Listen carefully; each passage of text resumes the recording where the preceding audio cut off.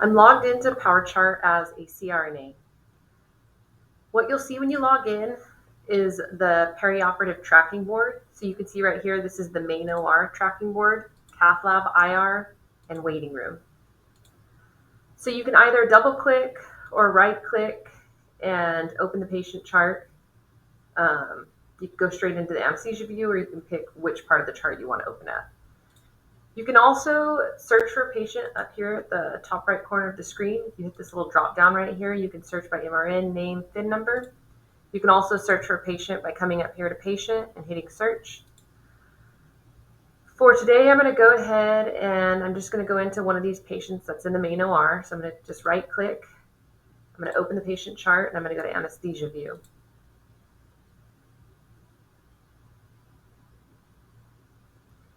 So you can see right here across the top of my screen, I have this pre-anesthesia workflow, anesthesia summary, and post-anesthesia workflow. So we didn't purchase the anesthesia module for Cerner, so you're only going to use Cerner in a limited capacity, and that's going to be to review the patient chart. You'll enter your orders through here. You can document your continuous labor epidural note or any note on the patient if you want. So the first thing that I'm going to show you is how to enter orders on your patient. So right here on this blue menu bar, you're going to see this orders and this plus to add. So you're going to go ahead and you're going to select this to add your orders. It's going to open up this search pane right here, and you can search ANES to pull up all the anesthesia order sets that are built. The anesthesia order sets are the ones with these little yellow boxes right here. You still have the option to search for one-off medications if you're just wanting to order something in particular, like hydromorphone, for example. You could just go ahead, search for that, pick the order sentence that you want, and order that. Or if you want to order your order set, you're going to just ANES, and then you're going to select the order set that you want to order. So right now they have the post-op PACU orders under this ANES general orders. So I'm going to go ahead and I'm going to click on that. And as you can see right here under this medical, you'll see this anesthesia general orders, and you have your pre-op, PACU, and ICU order sets for anesthesia under this one main general anesthesia orders. So since I'm going to be working using these orders at this point, I'm going to go ahead and I'm going to select done. These order sets may not be completely built yet, so take what you see in this video with a grain of salt. But so pre-op, this is kind of what we have currently built with pre-op. There could be more that's going to be added. Post-op PACU are these orders right here. And ICU are these orders right here. So you're just going to order whatever it is that you're wanting to order. So post-op PACU, for example, you just check off the items that you want to order. If there's a select an order sentence right here, you're going to select and fill that out. For the most part, I think all of the orders within the post-PACU order set is, for the most part, all the orders within the PACU order set already have defaulted doses, routes, frequencies, so there's not much that needs to be filled out. I do know that when you guys order the post-op PACU order set, it a lot of the times is the same for every patient. So to make things easier for yourself, one of the first things that you should do when you log in is check box all items that you want on that post-op PACU order set, add any orders that maybe aren't there that you always order on a patient, and you're going to save those as your favorites so that it's quick to order when it's time to order those. So I'm going to go ahead and I'm going to just pre-check all these so that I can show you how to save as favorites.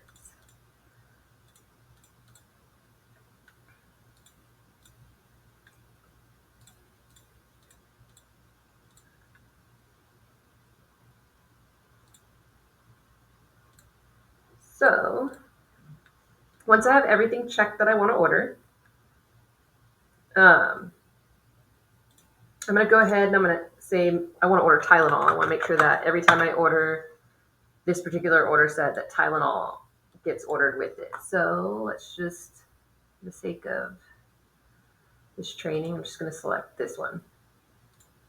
It's just going to add to the bottom of this order set. It doesn't stay with this order set unless I save this order set as a favorite. So I just added Tylenol. So I'm going to hit down here at the bottom, the save as my favorite button. I'm going to go ahead and I'm going to select that, save as my favorite. And now I can title this whatever I want. So ANES, PACU, and I'm going to select OK. I'm going to go ahead and remove this so that I can kind of show how this is going to work. I'm going to go back to add. And I can either select my favorite plans, and you're going to see how that's defaulted, my plan that I created. So if I go ahead and I click on that, just for demonstration purposes, I'm going to type ANES, and you can see I have my favorites right here. But I also have my favorite plans right here. So I'm going to go ahead and I'm going to click on this. This is the one that I saved as favorites. And you can see that all of my options are selected. So that would be one of the first things that I would do, because I know you guys use this post-op PACU order set on almost every patient. So I would go ahead and set up that order set how you want it to be so that it's quick for you to order. Aside from order entry, you have the ability to document your continuous labor epidural note. So if you come back to this anesthesia view, you can see right here on this gray menu pane, this free text anesthesiology consultation. If I click on that, it's just going to open up this free text note. I could drag and dictate into this note. I could type into this note, or I could use things called dot phrases. So we're going to go ahead and we're going to create a dot phrase for the continuous labor epidural. I'm not 100% sure what that dot phrase is going to be yet. We can make sure we get that out to you. But for training purposes, I created a dot phrase of dot CLE for continuous labor epidural. So I'm going to select that and I'm going to hit enter. And it's going to pull the most recent height, weight, and BMI on this patient. And then you're going to see these little drop downs that I built. You can click on these drop downs and you can select the different options that are currently programmed into this note. I still have the option to free text in this area or drag and dictate, but basically you go in, you fill out the different items.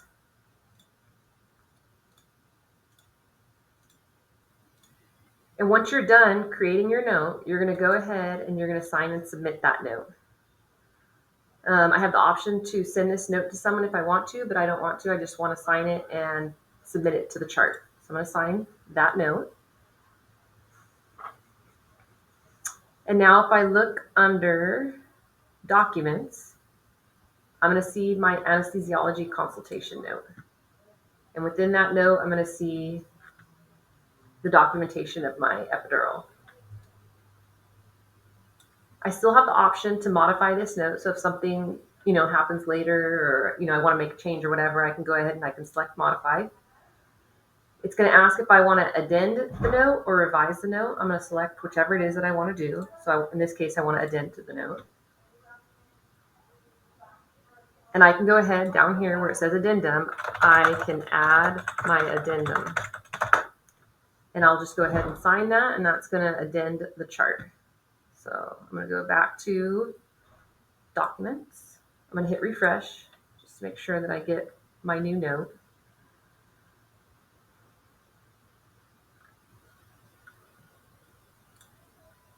Just select this.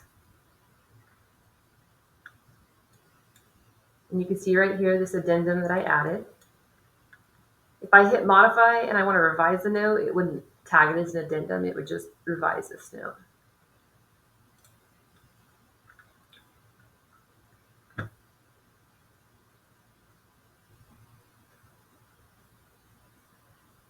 These items within this gray panel bar, you can move these around based off of what you want to see and how you want to see it. So like if I want this to be at the very bottom, I can drag that to the very bottom, and I can put these in the order that I want to see them.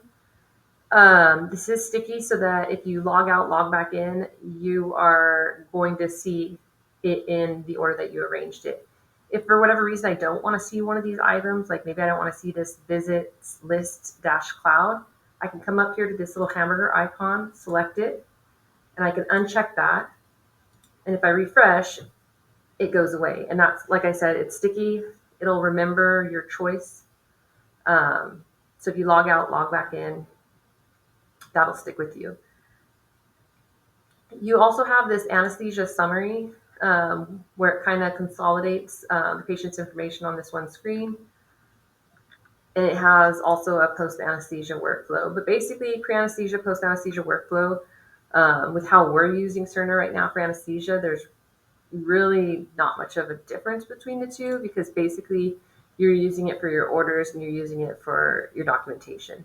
If for whatever reason you don't want to do this free text anesthesiology consultation, you can select this other note, and there'll be a ton of different options for the type of note that you can file in the chart. They all basically act in the same way. So let me see, I'm going to select this procedure note.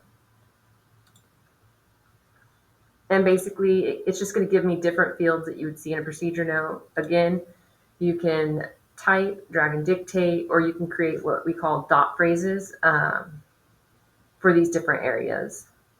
So to create a dot phrase, when you're in the note, you'll see this little icon right here to manage auto text. You would select that. These are your phrases, and these are the public phrases. So if I wanted to create a completely new dot phrase, I'm going to hit this blue arrow. I'm going to name my dot phrase. This is dot test. This is test. And I'm going to create my note with whatever elements I want to be in it.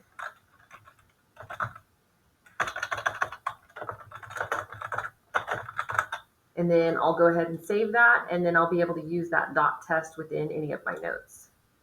So I'm going to hit dot test, enter, and as you can see, it populated with that information.